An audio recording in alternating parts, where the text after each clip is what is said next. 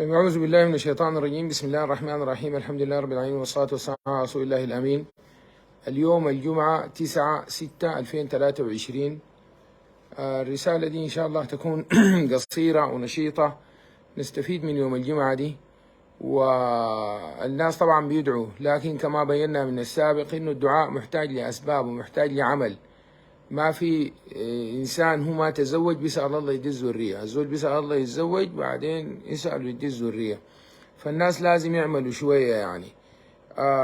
نحن دايرين نعمل الجمعة دي لعمل إيجابي. الجيش السوداني ده كله 3/10%، يعني في كل 1000 في 3 عساكر بس، والجيش ما قاعد في الخرطوم، لسه موجود في كل أصقاع السودان عشان يحمي المدن ويحمي الحاجات دي. فانت لك ان تتخيل انه في النهايه حجم الجيش ده كم؟ الخرطوم مدينه فيها 3 مليون بيت. اذا انت داير تحرس اي بيت انت بتحتاج، لو داير 3 بس عساكر عشان يحرسوا كل بيت، داير لك 3 مليون عسكري.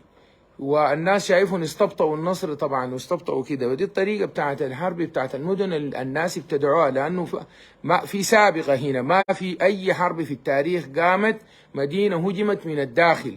العدو اوريدي اصلا كان موجود في الداخل بالاعداد الهدائره، في المواقع الهدائره بالسلاح الهدائره من الداخل.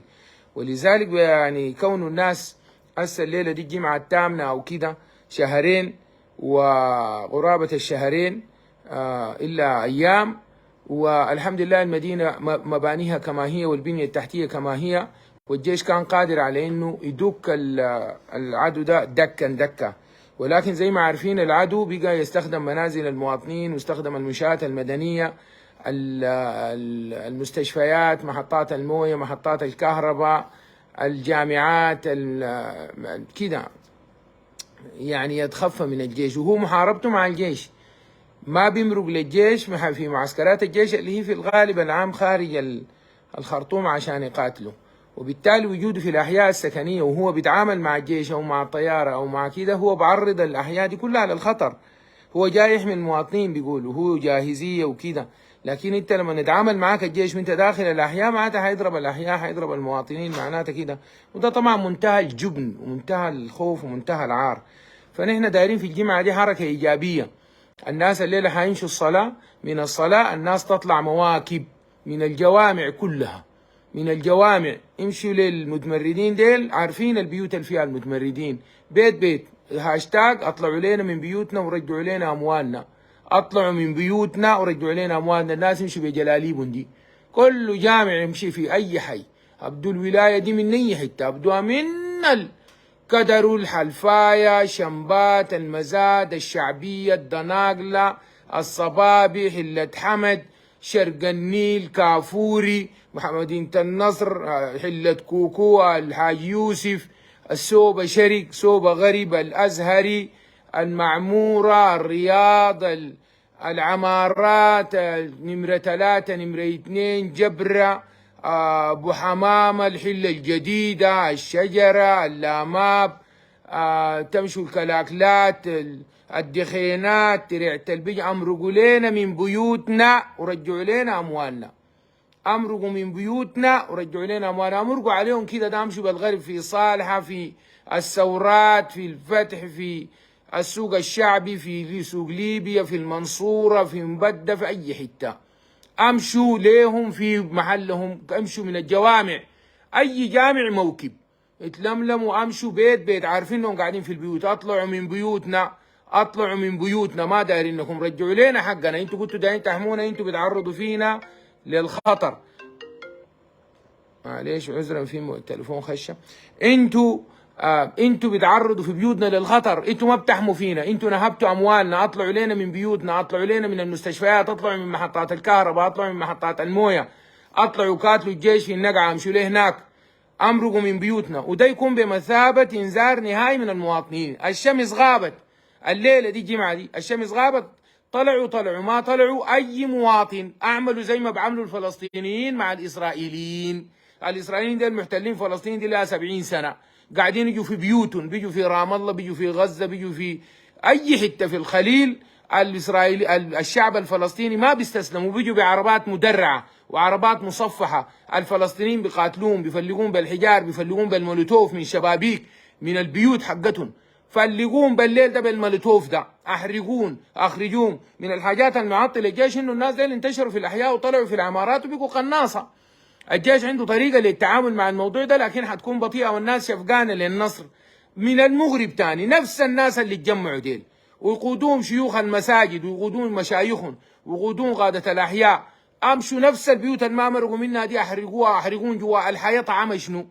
طعم دي حياه هدي؟ انك انت قاعد برا بيتك، انت في بيتك ما امن، انت في بيتك وشقى عمرك اقتربت لك 20 30 سنه عشان تاسس لك بيت لاهلك لاولادك لاسرتك الصغيره والكبيره.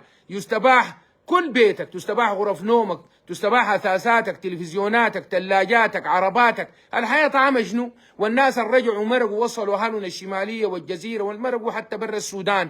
الليله في 4 دول في دول الجوار في الشمال والشرق وقفت الفيز. تعالوا راجعين الشباب، يجوا راجعين الشباب، يجوا راجعين لبيوتهم وشقاون وشقوا عمرهم. اللي كان حداد والكان نجار والكان تاجر خش في سوق الله اكبر وشقوا عمره ده.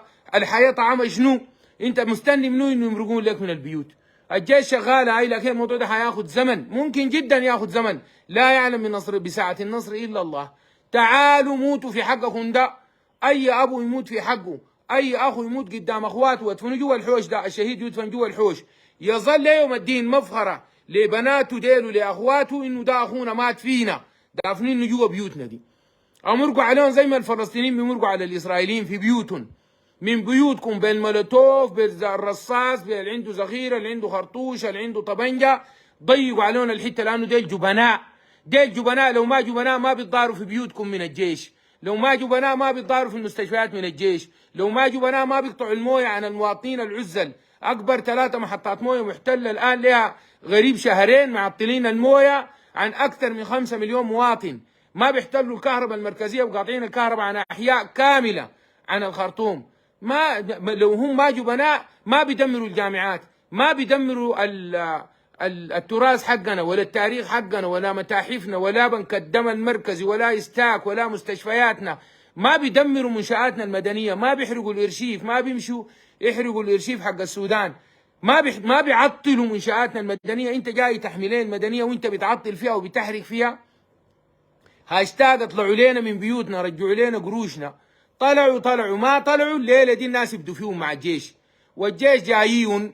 قال الجيش قال ذخيرته كملت، والجيش لسه المجامل اشتغل وما ضرب ليه هسه.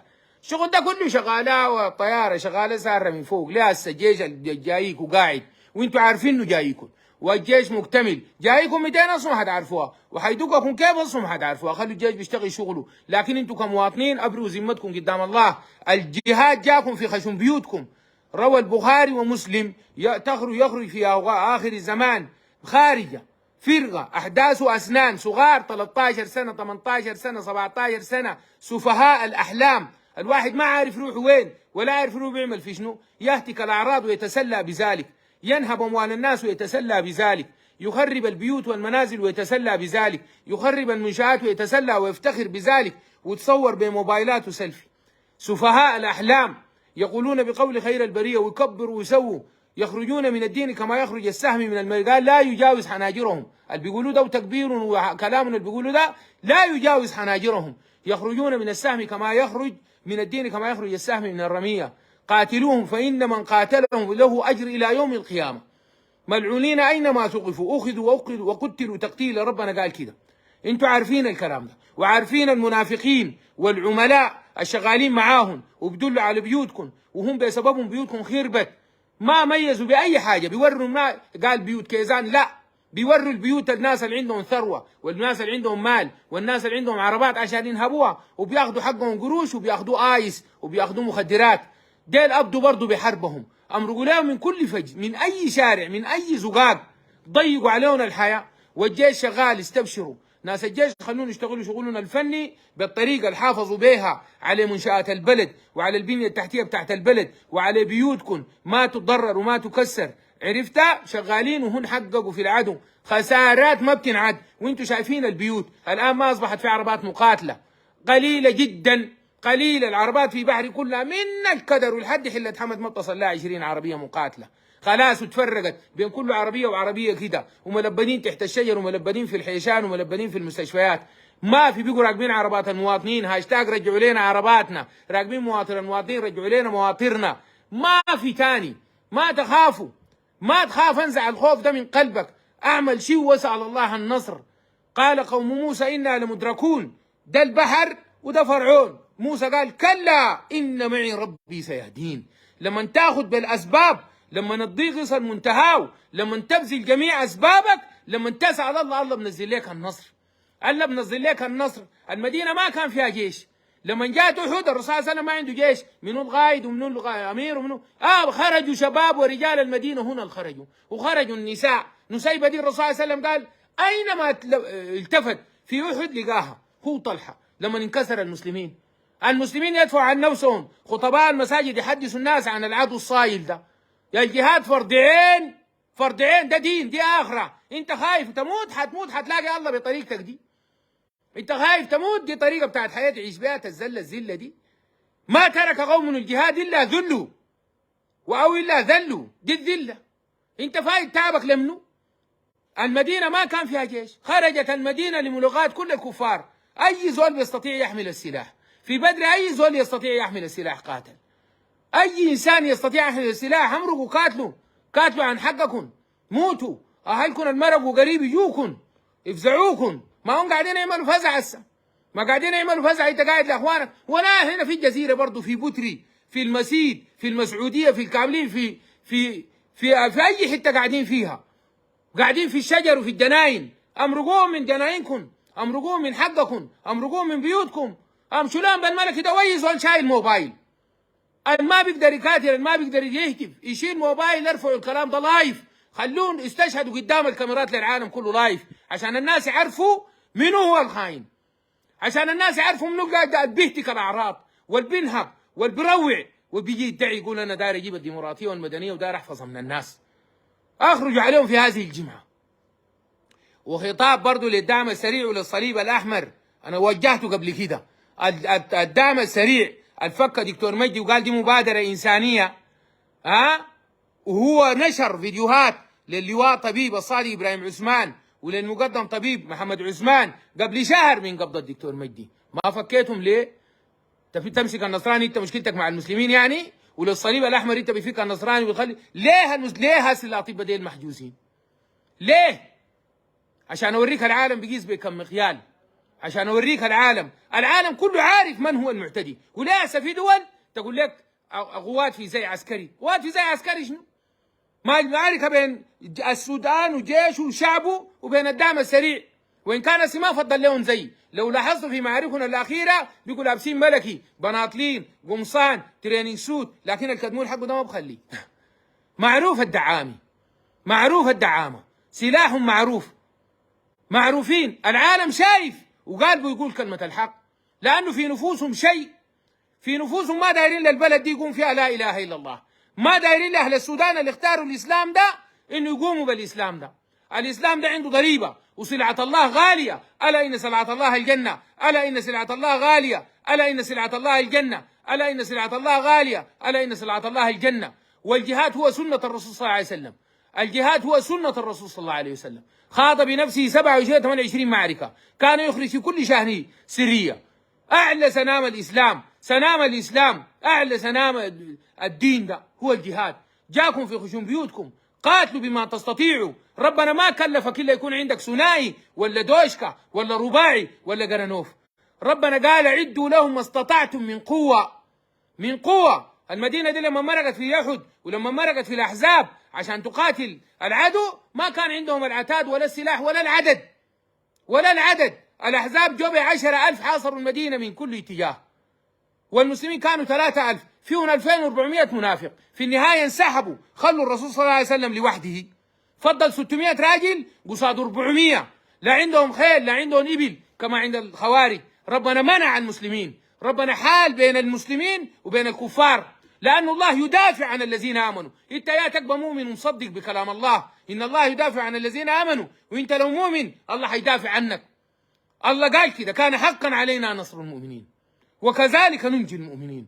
عليكم بالاستغفار، عليكم بالتوبة إلى الله، عليكم بقول الحق، ما تقول الهوى. المؤخر النصر ده انه في الناس في نفوسهم في هوى، وهوى سياسي، هوى سياسي، لانه عنده هوى سياسي انه ما داير الدين ده باي شكل من الاشكال يكون في الحياه. ونحن مسلمين وبس، ما يقعدوا يخوفوا فيكم ويخونوا فيكم ويمسكوكم بكلام فارغ وكيزان. المسلمين يخلوا الدين ده للكيزان ولا يعملوا شنو؟ المسلمين ده يخلوا الدين للكيزان؟ انتم مسلمين، الله بيسألكم من اسلامكم ده. الله بيسأل كل زول وكلكم آتيه يوم القيامة فردا. ما بينفع يوم لا ينفع مال ولا بنون، فلا انساب بينهم يومئذ ولا يتساءلون. ما في يوم يفر المرء من اخيه وامه وابيه وصاحبته وبنيه. ما تقول لي ما عندنا حيله، عندك حيله. انت شيخ كبير، انت عجوز في البيت، حذرناك.